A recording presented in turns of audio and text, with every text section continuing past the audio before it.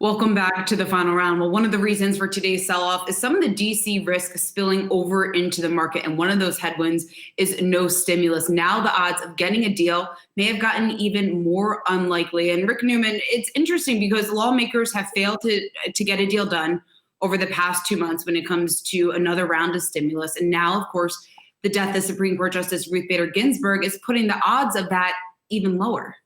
Yeah, the Senate can only do so many things at once, believe it or not, even though it's a highly staffed and paid organization. Sometimes it seems like they can barely do one thing at a time. I think this fight over the next Supreme Court justice is absolutely going to dominate the Senate. And even if it goes smoothly, and if you just go back to the Brett Kavanaugh nomination, that seemed to be going smoothly for a while. And then all hell erupted with those accusations of some sexual harassment when he was in high school. So that just threw the whole thing into a state of turmoil. So surprises do happen during this process, and that could happen again. And then come October, we're going to have a lot of senators who are up for re-election. That's 1/3 of them. They're going to be out campaigning. So it actually does get very hard for the Senate to get anything done at this time of year leading into an election. The House has already passed a bill. It's gigantic. No one thinks the Senate would ever just rubber stamp the House bill. They would have to negotiate. But I think the odds of any kind of negotiation happening in the next few weeks just fell by about half.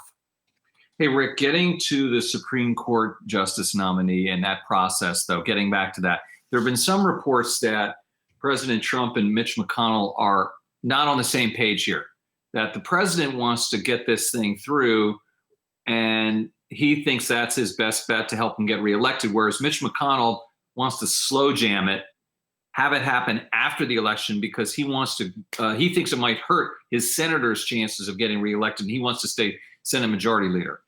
Yes, and even to the point that Mitch McConnell, I mean, if it does end up being that clear cut, that he might end up making kind of a devil's bargain in that he does something that could give control of the House to the Democrats. And he would lose his own job as Senate Majority Leader if he rams this through.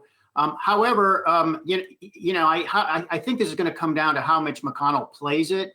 It's also always possible that he talks to the Republicans in the Senate. They can only afford to lose 3 who won't vote for a nominee before the election, and they've already lost 2.